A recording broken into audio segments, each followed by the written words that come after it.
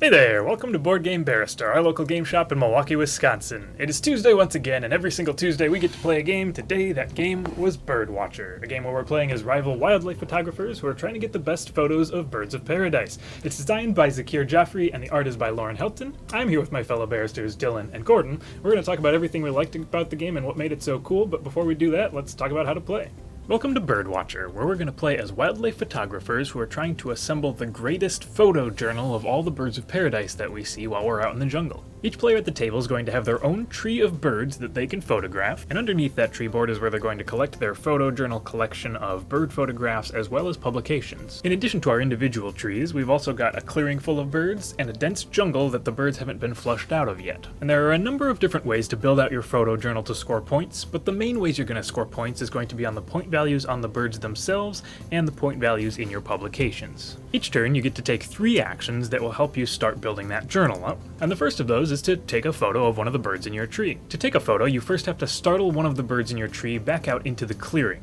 So I could take this black sicklebill and put it in the clearing. I'm going to put it in sideways to signify that it's been startled, and then I can take a photo of one of the other birds in my tree. So I could take a photo of this King of Saxony and put him in my photo journal.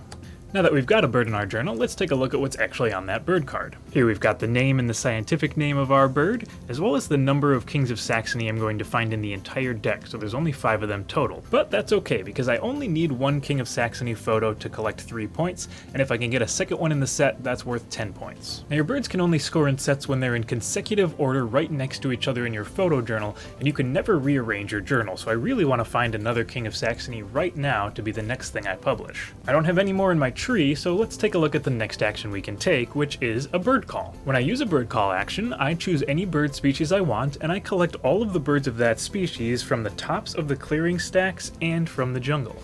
So in this case, if I bird called the Kings of Saxony, I would get this one from the clearing and this one out of the jungle, and I'd refill the jungle right away. Now I've got more Kings of Saxony than I could ask for, and birds that are available for startling, so I'll be able to complete that set. Next up in the action lineup is to run into the jungle, which is going to flush all of the birds in the jungle out into the clearing. So if I did that action right now, that would move all of these red birds of paradise into stacks in the clearing, covering up the birds that were already on those stacks. And occasionally we're going to come across rare hybrid birds, which are super unique species. There's only 1 of each of these in the deck. They don't count toward any of your sets, but they're usually worth a good chunk of points on their own, and there's a bunch of the publications in the game that focus around having these rare hybrids. So that's it for the single actions you can take on your turn: taking a photo, a bird call, and running into the jungle. There are 2 more actions you can take, but they each cost 2 of your actions for your turn. You can use the zoom lens action, which lets you take 1 bird from another player's tree and add it to your photo journal instead. Now that player's not left with nothing. You actually have to trade them a card from your tree to make up for it, and they get to draw the top card of the deck and add that to their tree as well. So they get some good options out of the deal as well. And the final thing you can do on your turn, which also takes 2 actions, is to publish. We're always going to have 3 publications available on our Academy board here, and you can choose one of those 3 to publish when you take this action. Each publication scores in a totally different way based on what's in your photo journal. So for instance, this one gives you 1 point for each different bird species in your journal at the end of the game. This one gives you 2 points for each identical bird in the 4 pages preceding when you published this page. And this one just plain gives you 6 points. When you publish, you're going to add that publication card to your photo journal just like you would a bird card, and we're going to keep playing around the table until 1 player finishes their photo journal to trigger the end of the game. In a 3-player game, that means we're playing until somebody has 14 cards in their row. Alright, so we just finished our first game of this. Well, it was me and Dylan's first game. Gordon had played once before, and it took us actually like an hour and 15 minutes. Now the box says it's supposed to take about 45 minutes. It might be a factor of us first learning the game here, or just us thinking way too hard about every decision we were making, which we are wont to do, but we played a little bit slower pace today. I could see it taking any given group somewhere between that 45-minute mark and even an hour and a half, depending on how fast you play, but nicely it does have a scaling element for however many players there are. The more players you're playing with, the smaller your photo journal has to be for the game to end, so you're going to end a little bit faster based on that with 5 and not necessarily just have a longer play experience. Yeah, it felt to me like when I played a couple weeks ago, we were playing a lot faster. I don't know if that was because it was later in the day and so we were just being, more loosey-goosey about it. It seemed like each of us was really trying to min-max everything, and we spent a long time, individually trying to make the optimal choice. But if I'm gonna take the photo anyway with my one other action, and I'm gonna go for the unique insects, that's still worth more points.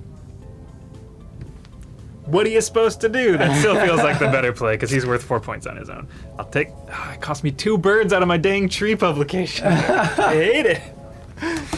But if I just bird called more bluebirds... Yep. That's not better. Something that I found interesting was the balance between gathering these sets of birds and going for the publications. Because the birds look like that's where all the points are, because they're all right in front of you and constantly in front of you. It's easy to forget that publications can offer more things along with points. And you can do it in one turn rather than having to try to build an entire set of birds over the course of multiple turns. And losing birds along the way. Yeah, right. Yeah, there is a really interesting difference in feel to the action economy of the game. You kind of start the game feeling like, oh, I've got 3 actions every turn. Maybe I'll call some birds over to my tree. Maybe I'll even take a photo of one of them. And hey, look, there's something in my photo journal. That's nice. And by the end of the game, you look at those 3 actions, and when you have an almost complete photo journal, and you're just sitting there going, this isn't enough actions. This is never going to be enough actions. I have all these plans I want to get done for the end of my journal, and I know that I only have 2 or 3 turns left to get them all done. So there's this huge divide in the casual early game to this very strict, here are the exact layout of things I need to get done at the end of the game, which I thought was fascinating. Yeah, I hadn't really thought of that, but the way you described that echoes with both of my experience playing. We're like, yeah, early on, let's just do stuff. That's great. And then, yeah.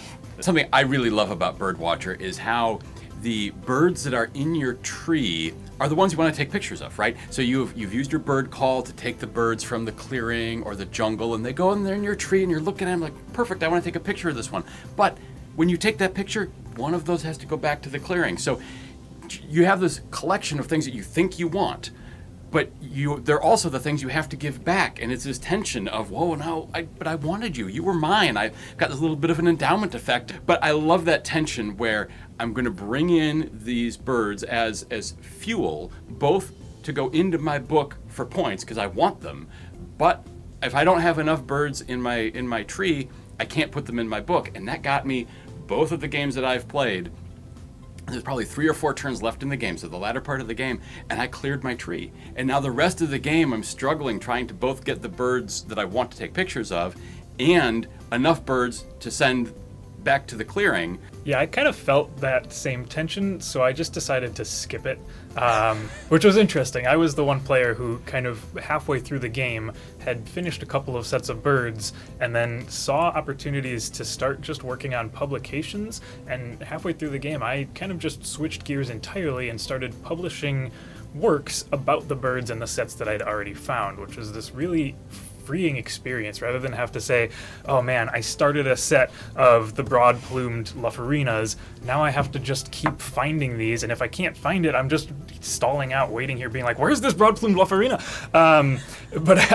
That's what happened to me in the beginning of the game, so by halfway through, I was kind of done with the looking for sets of birds, and just decided to start using the publication elements to score a bunch of points off of the first half of my journal, which worked out great for me. All right, so it needs to be said, there's another game that is about birds. It has fantastic art about birds. A few people have played it. In fact, it's kind of a force of nature in the game world. Yeah, sorry. It's called Wingspan. And apart from this being a game about birds with fantastic art with birds, it's not like Wingspan at all. If you love Wingspan, do not feel this is derivative. You'll probably love this game. It's a great game. If you hated Wingspan for some reason, you'll probably love this game. It's just a great game all on its own merits. I really love, in addition to the great art, they went to the detail of putting on the bird calls right on here. So, if you were so inclined, when you take the bird call action, you can do the bird call. Walk, walk, quink, tick, tick, quink, tick, tick, quink, quink, quink, quink, quink, quink. Somebody might actually do that. They might actually do that. All right, that does it for Birdwatcher. Thank you so much for joining us. We had a really fun time with this one. We hope you had a fun time watching. As always, if you hit that subscribe button, it means you're going to get to see all of our Tuesday videos every single week when we post those. Leave a comment if you got a comment, and if you want to find all the cool games like Birdwatcher, check out our online store. It's pretty cool. Thank you so much for watching this week, and we will see you next time.